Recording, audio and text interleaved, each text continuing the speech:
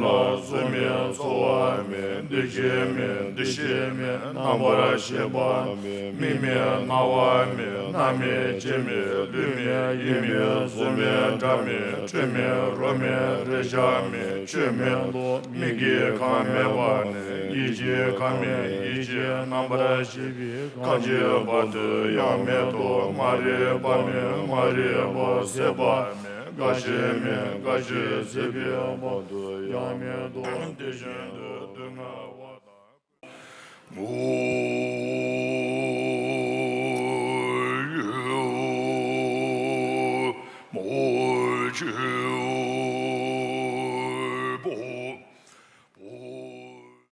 Dinze jazo sesan wanji somba mebe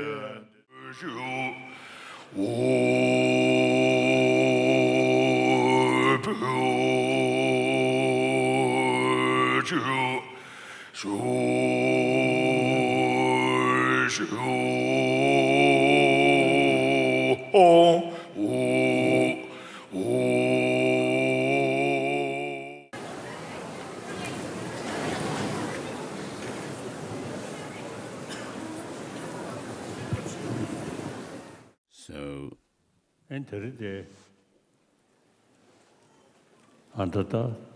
today here, as usual, annually, we are gathered here to do a Dharma discourse in this teaching courtyard. In any case, in the world, there is increasing number of people taking interest in spirituality. People, especially people who have spent their life in materialistic world, see the importance of keeping faith in the spiritual traditions.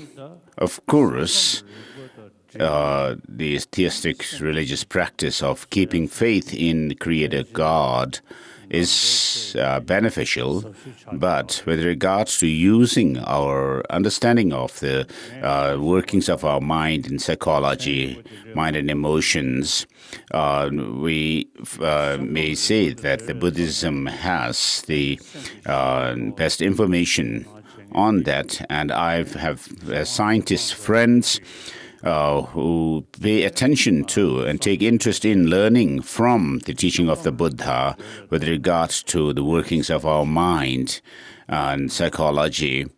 And so we, as practitioners of the teaching of the Buddha, try to develop peace of mind through training the mind by making transformation within our mind. So this is a reality and also scientific.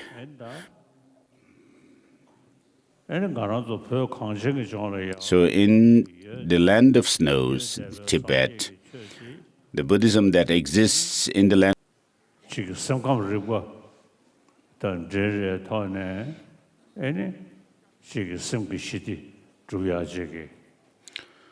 So we try to develop peace of mind through the understanding of the workings of mind, the system of mind and emotions or psychology. So I have many friends who are very strong in their faith. I have many of these friends, but with regards to developing a peace of mind, they usually resort to the belief in a Creator God, but not using their own mind, understanding of the workings of their mind and psychology. And so, with regard to this practice of using our mind and understanding of the psychology, mind and emotions, and trying to develop peace of mind, it is Buddhism that has the best knowledge. And particularly the Nalanda tradition of the Buddhism. So today, people are taking an interest in learning about the workings of mind, the psychology, mind and emotions that is taught in Buddhism, found in Buddhism, in order to develop peace of mind within themselves. So in the West, as I usually say, people who have no faith in or believe in a religion, even them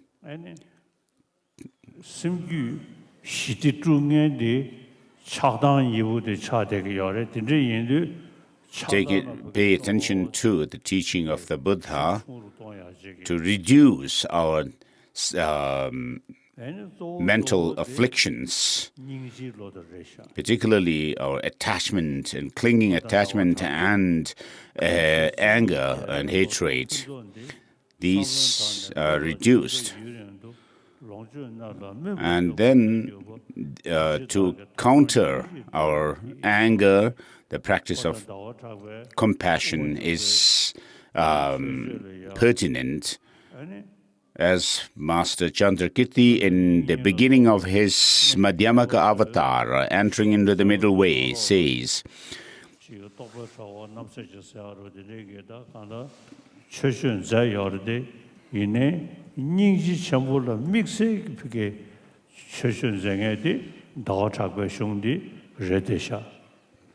so his Madhyamaka avatara especially pays homage to the great compassion as being the path in the beginning of the Bodhisattva path leading to Buddhahood, and in the middle when they are on the path to enlightenment, and in the end, after even after becoming a Buddha, to reap the harvest of the benefit of being able to help oneself and sentient beings. And so compassion is crucial in our life, and in today's world, when people are resorting to violence, harming others, the practice of compassion becomes all the more pertinent and important today. So in my daily practice, I make this great compassion a main practice. And then the unique teaching of the Buddha is emptiness.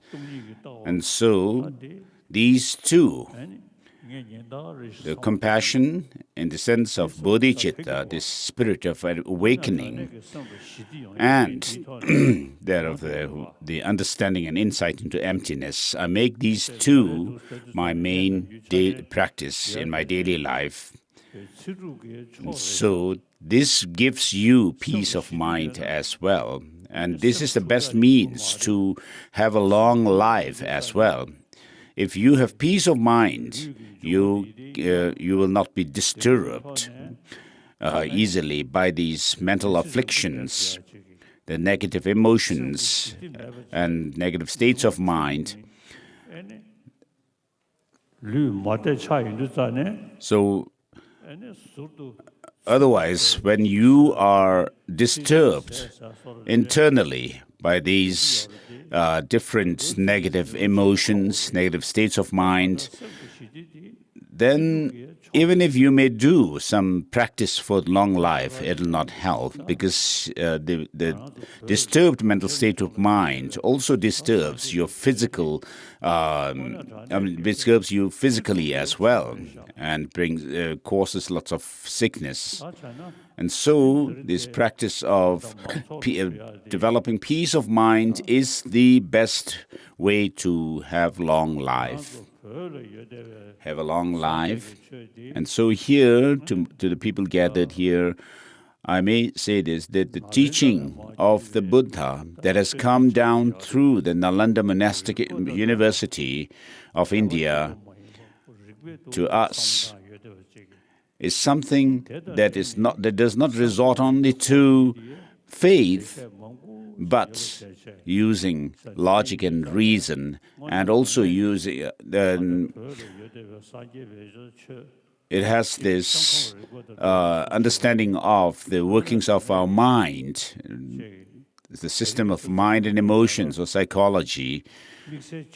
And so, therefore, even if you may be a non-believer, but understanding the psychology or the way our mental disturbances causes us problems, by understanding that, you try to reduce these negative states of mind, negative emotions and so forth, and try to bring peace of mind within yourself. And so even for non-believers, this knowledge of the workings of our mind would be very beneficial to bring peace of mind within themselves.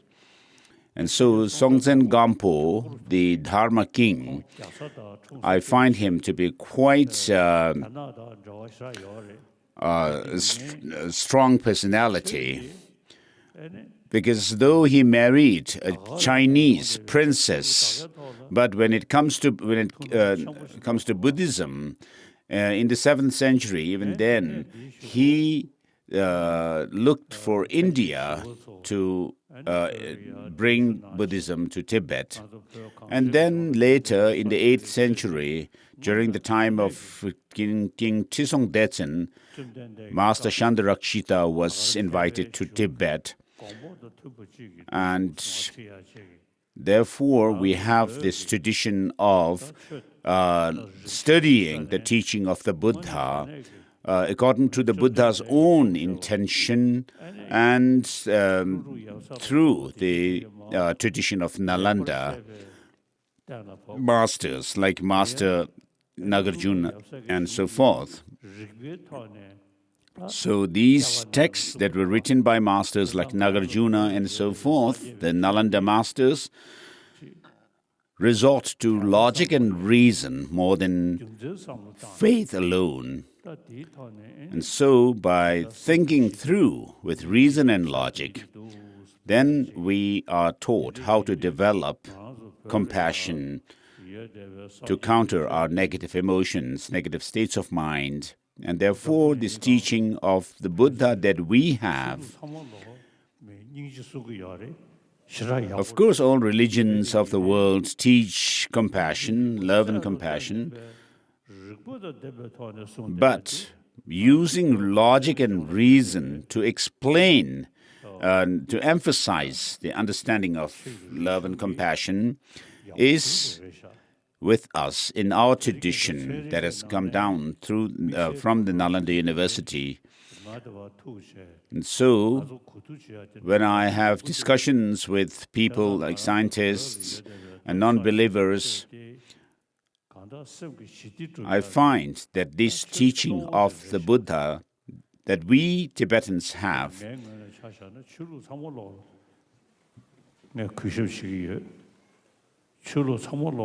emphasizes the practice of compassion.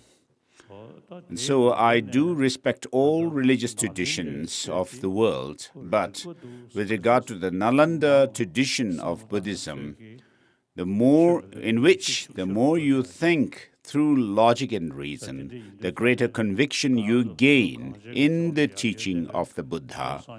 So this teaching of the Buddha that we as the people of the land of snows have, that has come down, that is in the Nalanda tradition, is something which is based on logic and reason to think through the teaching. So this is a unique teaching, a tradition that we have. So we, the Tibetans, have kept this teaching so far, preserved it through study, and then thinking over and over the topics that we study, and then the way we have preserved the teaching of the Buddha is through study, the combination of study and analysis. The meditation, which comprise both the analytical and the placement or the single-pointed concentration. So this tradition of Buddhism that we have, we can say it's the precious treasure of the world at large. And so far we have preserved it well, and it is very important for us to keep up with it. So keeping up with the teaching or preserving the teaching doesn't mean to have some temples, but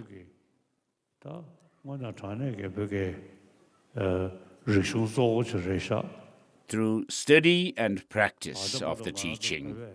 This is a unique tradition that we have. So we have kept this teaching, the tradition, very well so far. And so in this world, which is where there is lots of upheavals, it's very important for us to overcome, to understand that our anger, pride, and arrogance are the factors that disturb our mind. And so we need to counter them and develop peace of mind within ourselves, as I said before, which is the best means for our longevity as well. And so we, the Tibetans, have this means to build peace of mind and have a good health. And this tradition also benefits the society at large for to have peace in the society. And so through our peace of mind, through the practice of love and compassion, we help one another. And so we as Tibetans have a very good serve as a very good example for others to have peace of mind.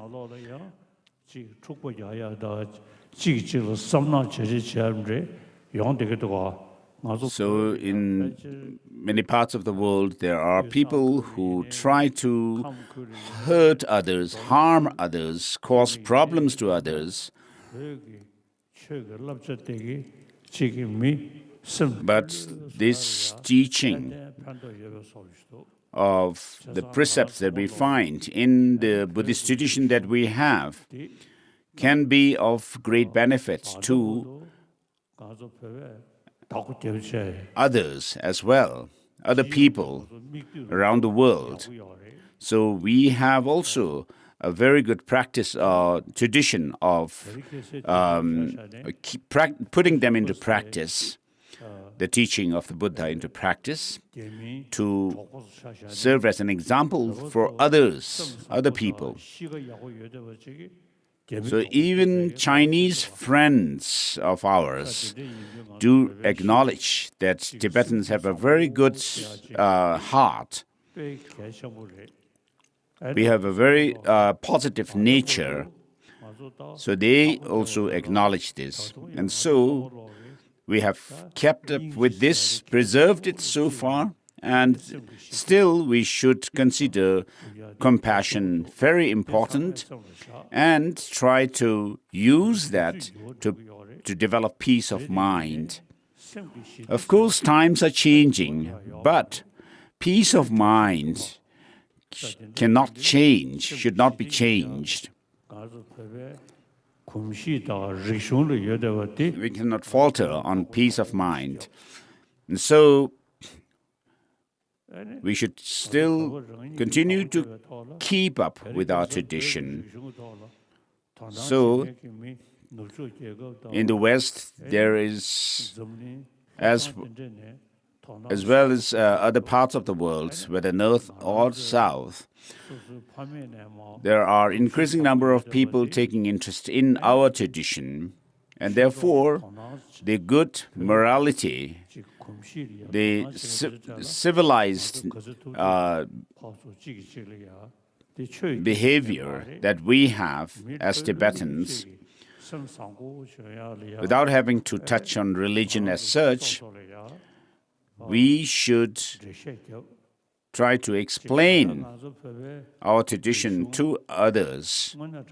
And this tradition and custom that we have,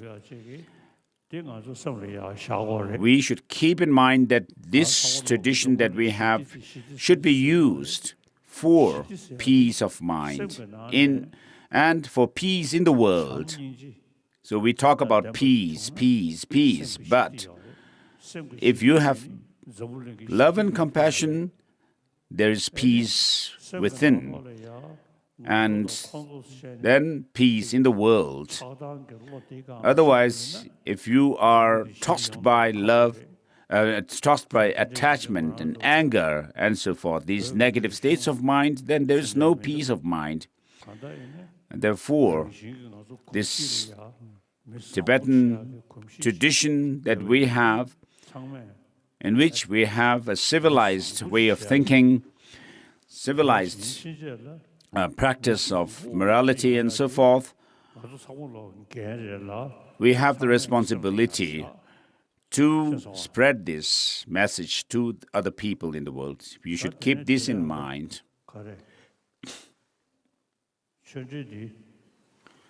So the teaching today, so this is essentially what I wish to express. When you go more deeper, as it is said by Master Nagarjuna, the Buddha's teaching of the Buddha are based on the two truths, which are the conventional and the ultimate. And so the two truths are explained and established through reason and logic by masters like Nagarjuna and his disciples, followers. And therefore, our Buddhist tradition is not a blind faith at all, as the Chinese used to say. Even amongst the Chinese, there is increasing number of people taking interest in our tradition of Buddhism, and also from around the world, people take interest in it. And then regarding compassion also, people pay special attention to it today. And so this is part of our tradition, and therefore we should do our best to preserve this tradition. And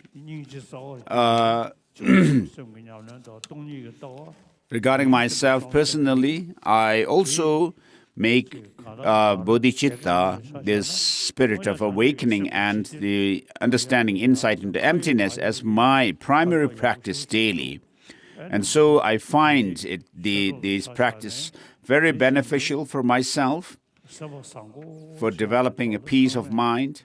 And so I wish to urge my friends here also to make the good heart, warm-heartedness as your main practice. And as human beings, this is... In conclusion, I wish to do the ceremony for the all-encompassing yoga mind. So I also do reflect on this all-encompassing yoga mind on a daily basis, and I think that it will be useful for my Dharma friends, you, my Dharma friends as well.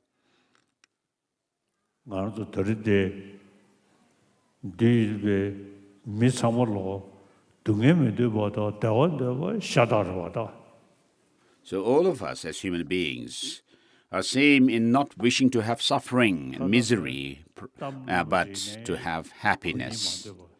We do not want to hear bad news, but good news is what we wish to hear.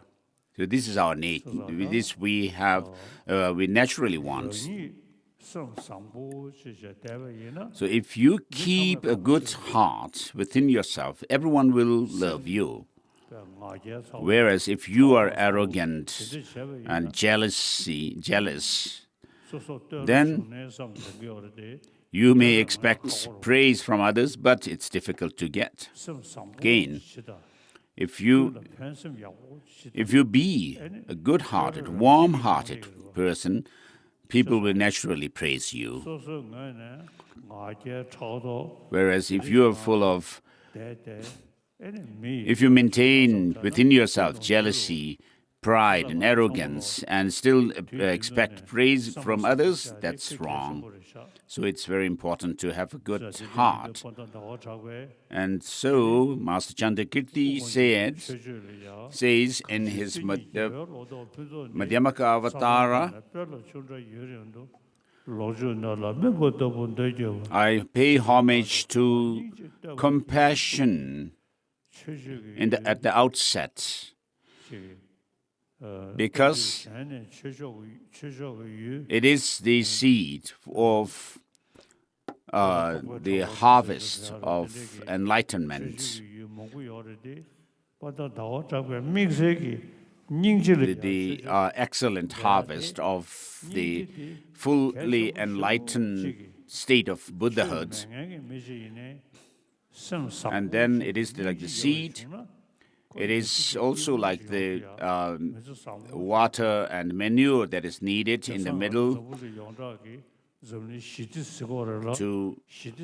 And so compassion is the root of our peace. And so if you have compassion, so this compassion alone is the source of the excellent harvest of Buddhahood, and it is the seed of the Bodhisattva path, as well as to enhance it further, path further. It is like the water and manures. And so we should pay attention to compassion well. So I make compassion my primary practice, and it's very beneficial. So for your health as well, it is very beneficial, very helpful, and for peace of mind as well, very helpful. So for all of us, compassion, practicing compassion is very good, important.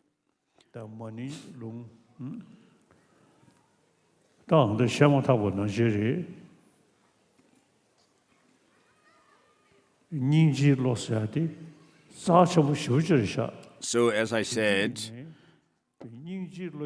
compassion is very precious. Even animals, when they are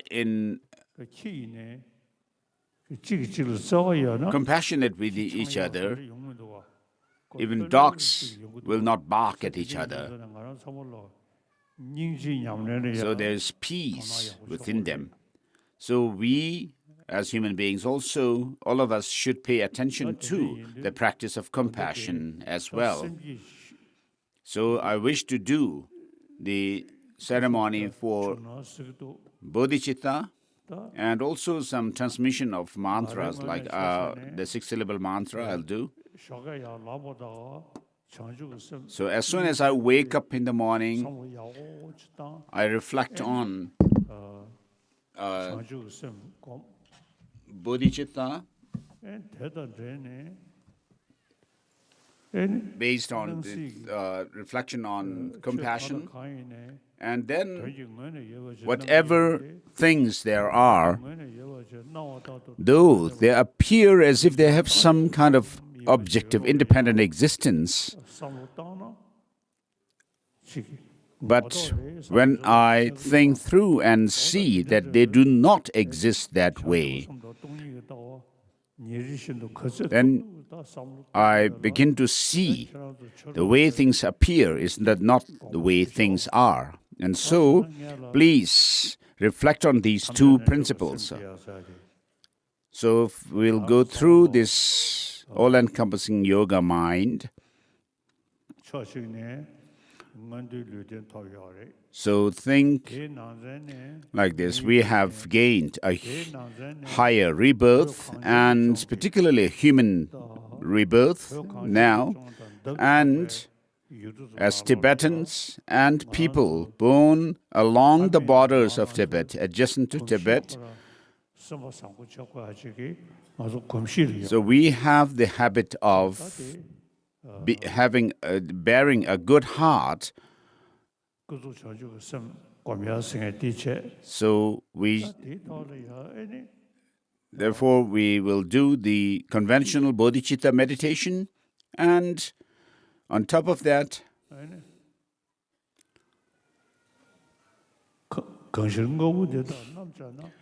if you analyze things, you will never find things to have any independent objective existence,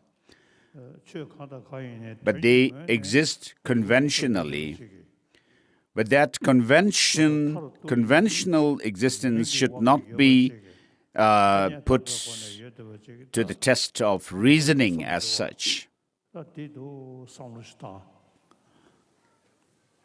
Should not be subject to critical analysis. So that is about emptiness. And so, as I said, bodhicitta, which is also a mind that thinks of benefiting others. So please think of benefiting others. Think of bodhicitta. I'm giving you a teaching here, but when it comes to bodhicitta, bodhicitta is that factor which helps others as well as oneself. For your own interest, bodhicitta helps. For the interest of others, to fulfill the interest of others, bodhicitta helps. And therefore, bodhicitta helps oneself and others in the short term as well as long term. So we are born as Tibetans, and then there are people who are born along the borders of Tibet, and then there are people who have come from other parts of the world, Western nations, and they admire me.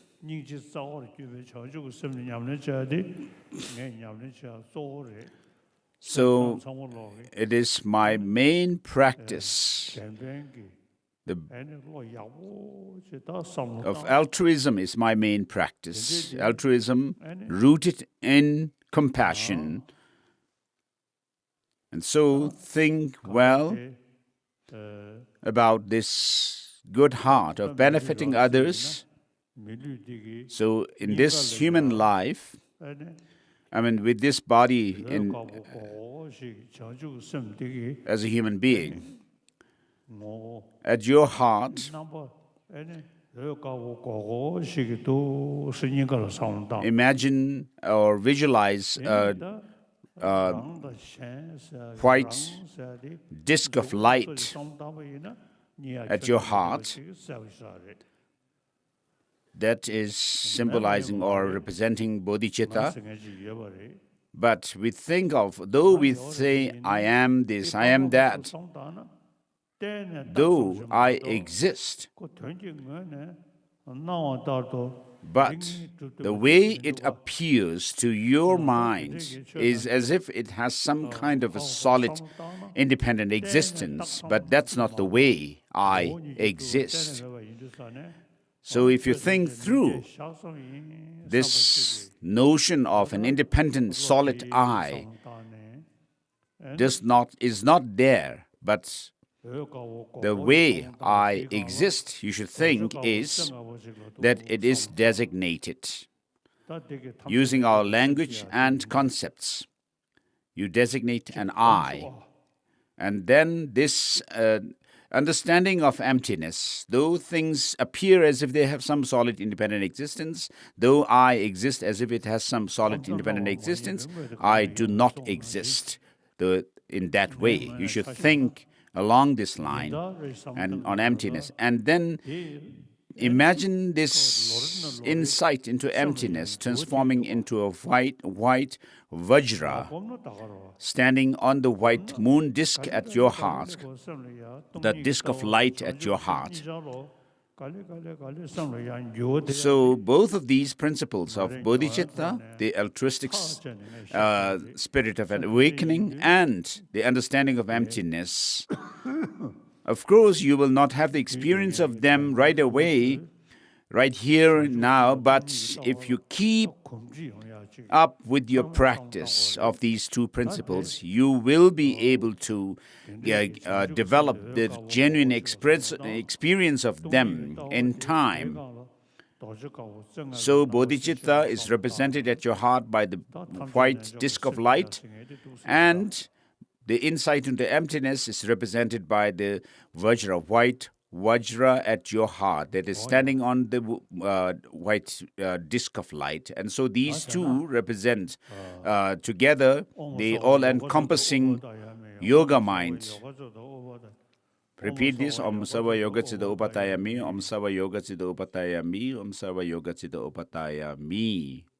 So this is saying that I will keep these two principles of bodhicitta, the altruistic spirit of awakening, enlightenment, and the insight into emptiness.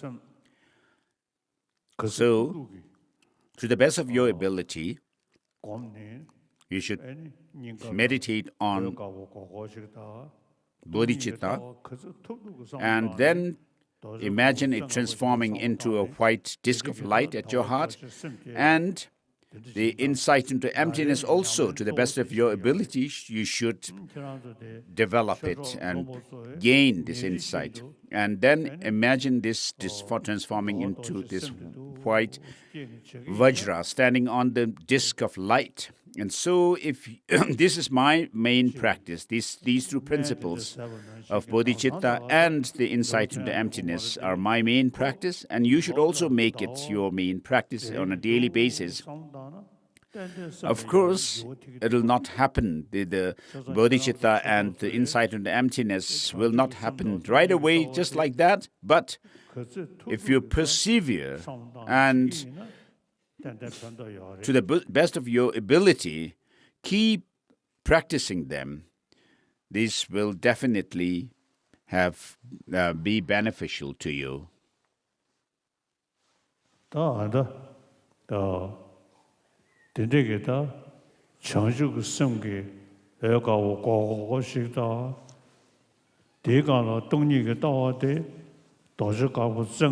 the bodhicitta, in the form of, when represented by the disk of light at your heart, and the view of emptiness, represented by the Vajra, five-spoked white Vajra standing on it.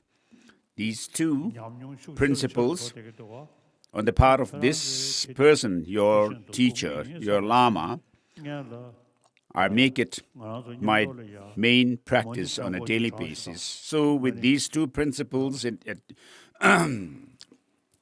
please, let us all recite the six-syllable mantra. So there's a praise to